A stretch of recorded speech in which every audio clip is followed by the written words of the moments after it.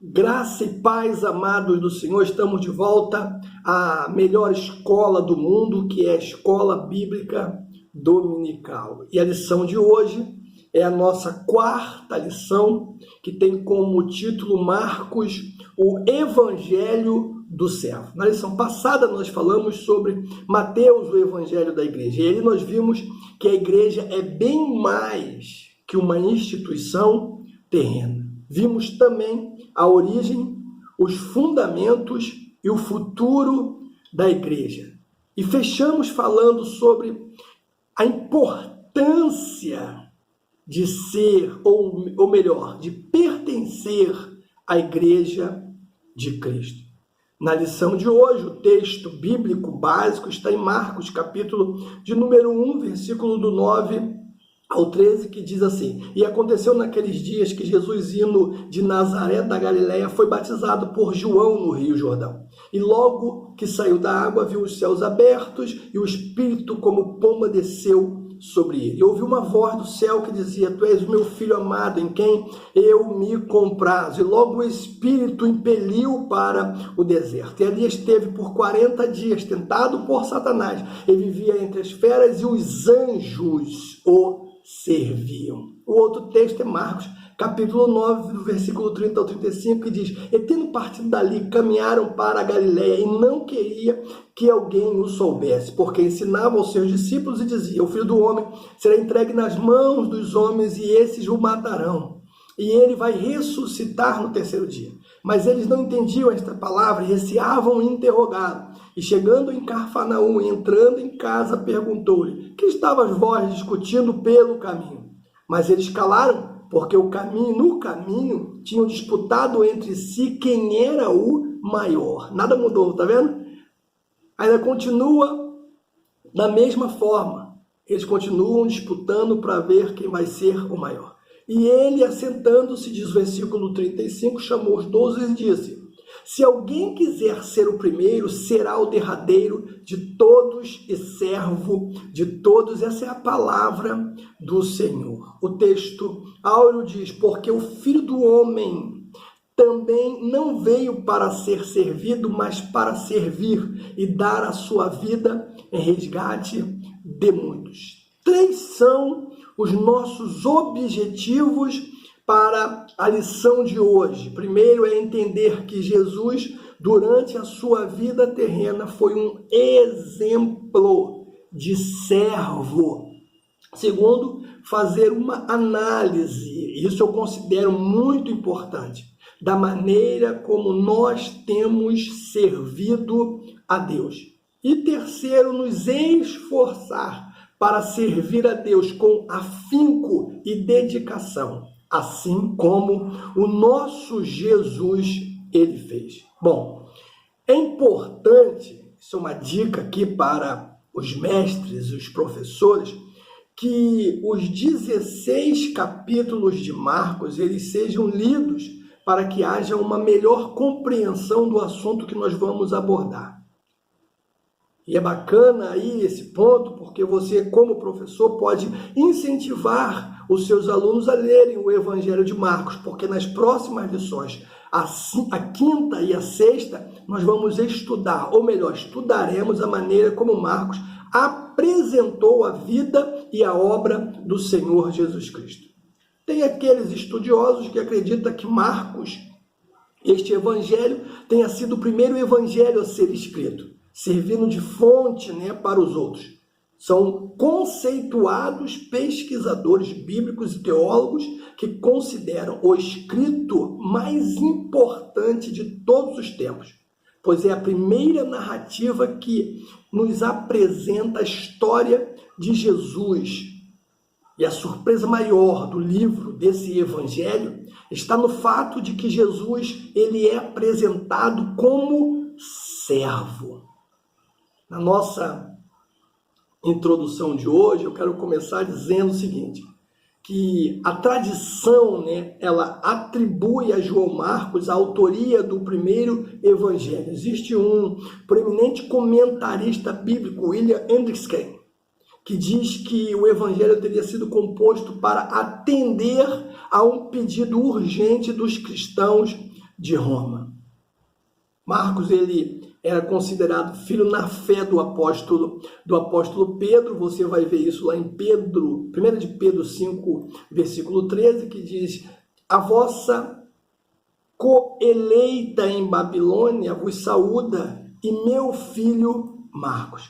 Também ele era filho de Maria, como diz Atos capítulo 12, versículo 12, sobrinho de Barnabé da Antioquia, como diz Atos 12, 25, e atuou também como cooperador na primeira viagem missionária, Atos capítulo 13. Entretanto, por alguma razão desconhecida, acabou desistindo dessa viagem. Então, nós podemos afirmar que Marcos ele pode ser considerado o relato inaugural da vida de Cristo. Também nos apresenta Marcos um Cristo que trabalha no e para o reino. Um Cristo que vai de um lugar ao outro pregando a palavra, curando enfermos e libertando os cativos. Essa é, aliás, a mais surpreendente mensagem do Evangelho. Que mensagem é essa?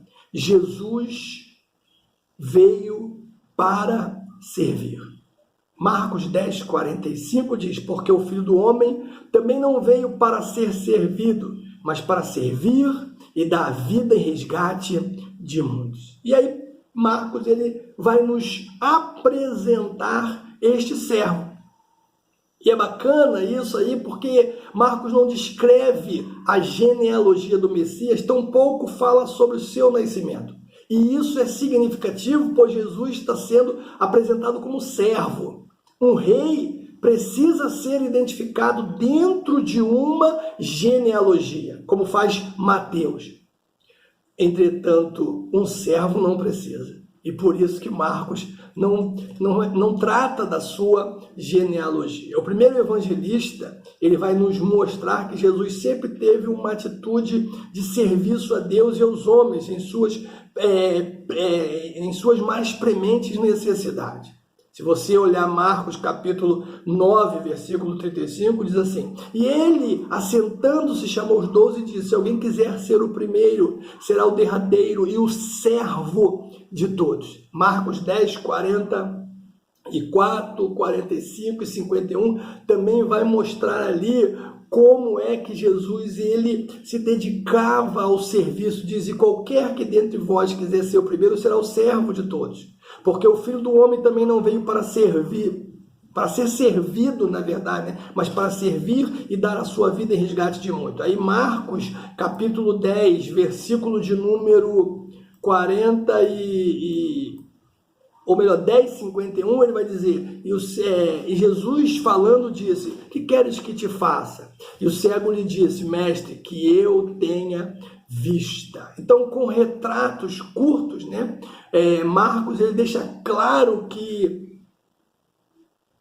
Jesus ele foi o fiel servo de Deus, o único a quem nós temos que imitar. Nesse evangelho, vamos ler a maravilhosa história daquele que deixou a glória celestial para ser fiel, para ser o fiel servo de Deus. Para os que desejam, então, servir ao Senhor com afinco, Marcos, ele é um rico manual. Fica aqui a dica: se você quer servir a Deus com afinco, comece a ler o livro de Marcos. Em qualquer área da vida, a preparação ela é primordial. Isto fica evidente em Marcos, especialmente quando o evangelista destaca a vida de Jesus. Jesus foi o servo, ou melhor, foi um servo preparado. E é bacana porque a preparação de Jesus começa no tempo do anonimato. Mesmo sendo o Pai eterno, Cristo se submeteu ao tempo para servir aos propósitos eternos. Nenhum detalhe sobre os primeiros 30 anos de Jesus é mencionado em Marcos, mas aqueles anos de anonimato foram, na verdade, essenciais para a sua preparação humana, tendo em vista a grande obra que realizara. Marcos é o único evangelho a mencionar que Jesus era carpinteiro, diferente de Mateus, que apresenta como filho de carpinteiro. Isso nos indica que durante todo o tempo de obscuridade, Jesus esteve em contato com as labutas cotidianas, assim como qualquer outro ser humano. Mesmo sendo Deus do haja, na condição de servo, ele aguardou o tempo certo para iniciar a sua obra. Veja você, então, que existe um tempo certo para começar a obra. Não é apenas levantar a mão de imediato, não. Você tem que ser preparado. Também ele foi preparado no batismo. O batismo de João era de arrependimento para a remissão dos pecados. Assim, ao vir Jesus, o batizador declarou em forma interjetiva, você se lembra disso, que não precisava se submeter-se ao batismo do arrependimento. Ele diz: eu careço de ser batizado por ti e tu vens a mim? No entanto, como servo obediente e exemplar, Jesus, mesmo sendo o Santo Filho de Deus, foi batizado para que se cumprisse toda a justiça. A ordenância que Jesus deixou em Marcos 16 acerca do batismo talvez pudesse ser questionada por alguns que não quisessem assumir tamanha responsabilidade, caso Cristo tivesse sido batizado. Mas ele, o padrão e exemplo de justiça para todos os servos, decidiu voluntariamente ser batizado. Preparado pelo Espírito Santo também. Jesus desceu as águas batismais em obediência ao Pai. Ao se levantar, o texto que nós lemos inicial, os céus se abriram e o Espírito desceu sobre ele. Marcos capítulo 1, versículo 10. O carpinteiro de Nazaré precisava ser revestido com o poder do Espírito Santo. Assim que ele sai do Jordão, o Espírito Santo o conduz ao deserto. E ao retornar do deserto para a Galileia, continuou no poder do Espírito Santo, realizando toda a sua obra. Veja então que existe um tempo para ser preparado para a obra e existe também o poder do Espírito. Por isso que o novo convertido, ele precisa buscar esse revestimento de poder para que ele possa fazer a obra do Senhor, para que ele possa servir a Deus com excelência. Também foi preparado em muita oração. A vida de Jesus como servo de Deus foi regada à oração. Não conheço uma pessoa que tenha pisado neste mundo e que tenha orado tanto quanto Jesus.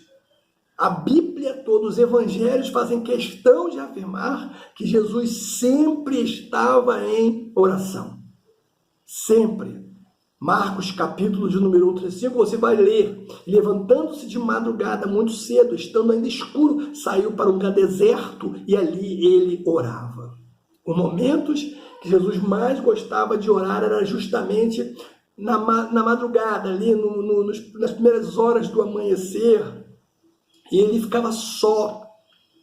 E tinha isso como hábito, A frase é: ali orava. Está em um tempo verbal que indica uma ação contínua no passado. A vida de oração de Jesus era planejada, privada e prolongada.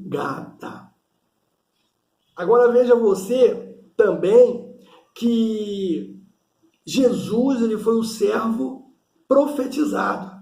Apresentar Jesus como servo não é uma particularidade do Evangelho de Marcos. Já no Antigo Testamento há profecias claras a respeito da vinda do Messias, da vinda do servo. Então isto revela não apenas a coerência e a coesão do Evangelho, com toda a Escritura, mas também afirma a divindade e a preeminência de Cristo.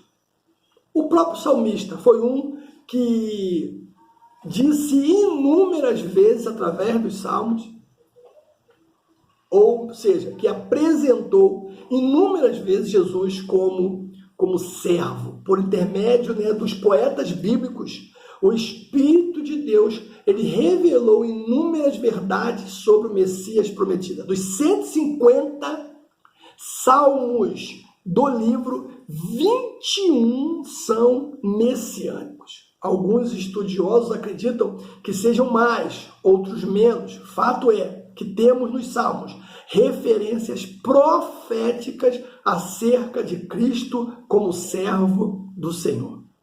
O Salmo 40, do 6 ao 10, vemos a obediência do servo. Deleito-me em fazer a tua vontade. No 22 de Davi, é o Salmo do servo que sofre. Todo o processo do Calvário está ali, relatado nele. O versículo 18, que fala sobre as vestes que seriam repartidas, cumpre-se fielmente em Marcos 15, 24, com os soldados romanos diante da cruz. Mas não foi só o salmista que profetizou a vinda do servo. Isaías foi outro que profetizou. O profeta falou de maneiras mais precisas acerca da pessoa e da obra de Cristo no Antigo Testamento. Foi Isaías. Em razão disso, ele ficou conhecido como profeta messiânico, sendo mais citado nos evangelhos. Os escritos de Isaías, eles datam de uma época de 740 a 680 a.C. e são chamados de evangelho do Antigo Testamento. Além de tudo isso, além de ele ter sido preparado, no anonimato, no batismo, com o Espírito Santo, com oração, apesar de ele ter sido profetizado pelos salmistas, por Isaías, ele também foi um servo exemplar. A determinação de Jesus em cumprir a obra que lhe fora entregue é algo extraordinário e merece a nossa consideração, a nossa total atenção. Mesmo sabendo de todo o sofrimento que lhe seria sobreposto, não desistiu da missão. O Salvador permaneceu firme, confiante em sua missão, como diz Marcos capítulo 9, versículo 31 e Marcos 10, 33 e 34. Quando Pedro, um dos seus discípulos mais próximos, tentou dissuadi-lo de ir para a cruz, Jesus o repreendeu imediatamente, como está escrito em Marcos capítulo 8, 31 ao 33. A palavra, amados, determinação, ela vem do latim determinare, tem o sentido de colocar limites em. Sempre que falava sobre o seu sofrimento, Jesus deixava claro que após o terceiro dia ele iria ressuscitar. O servo determinado, ele sabia que o sepulcro não seria o seu limite. Na verdade, a morte foi limitada por ele, pois em sua ressurreição venceu a morte, ou seja, a implacável morte. Foi exemplo também de fidelidade. A fidelidade do servo do Senhor, ela se evidencia em sua oração no Getsemane. Marcos 14, 36, ele diz assim: Abba, Pai, todas as coisas te são possíveis, afasta de mim esse cálice, não seja, porém, eu que quero, mas faça a tua vontade. Veja, traído por Judas, vendido por 30 peças de prata, negado publicamente por Simão Pedro, abandonado pelos seus discípulos, ridicularizado pelos líderes judeus, soldados romanos e transeuntes do Calvário, apesar de ter sido abandonado, apesar de ter sido rejeitado, ele chegando ao ponto de exclamar com grande voz na cruz: meu Deus, por que me desamparaste? Em momento algum, Jesus demonstrou o menor traço de infidelidade. Ao contrário, ele permaneceu, ele se manteve fiel à morte e morte de cruz. Também foi, além de determinação, além de exemplo de fidelidade, ele foi o exemplo de humildade. A humildade de Cristo está patente em todo o Evangelho de Marcos. Em seu relacionamento com Deus e com o próximo, nas condições mais simples ou mais importantes, ele sempre deu-nos exemplo da sua sujeição e obediência. Alguns, eu me recordo aqui, ele começou o seu ministério pregando o Evangelho do Reino de Deus na Galileia, um lugar desprezado pela autarquia religiosa judaica. Foi ali que ele começou, no meio de pessoas humildes. Ali foi um lugar que ele escolheu para começar o seu ministério. Seus primeiros discípulos foram simples pescadores. Ao evitar leproso, aos que evitavam os leprosos, ele estendia a sua mão. Os escribas, os fariseus, se irritavam, pois Jesus não tinha dificuldade em se assentar com os publicanos, nem os pecadores. Que coisa, né? Exemplo de humildade. Jesus enfrentou uma bravia tempestade para libertar um homem possesso por espíritos imundos. Crianças sempre foram acolhidas e abraçadas por ele. Em cumprimento à profecia de Zacarias, o Messias fez uma entrada triunfal em Jerusalém montando em um jumentinho. Então veja você, ele foi o exemplo e nós, como igreja, seguimos a Jesus. Nós seguimos a Cristo. Então, nós também temos que ser exemplo em determinação, nós temos que ser exemplo em fidelidade, não apenas a fidelidade financeira, não é isso que eu estou falando, é fidelidade a Jesus Cristo e também exemplos de humildade.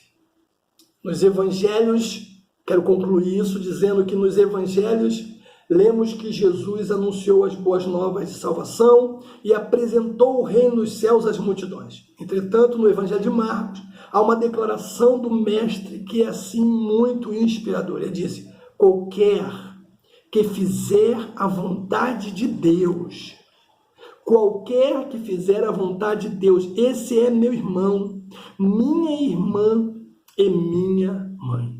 As palavras devem nos levar à seguinte reflexão. Não basta, querido, escute isso que eu vou dizer, porque isso é importante. Não basta apenas compor a multidão dos que cercam o Salvador, dos que cercam a Jesus. É preciso fazer a vontade de Deus.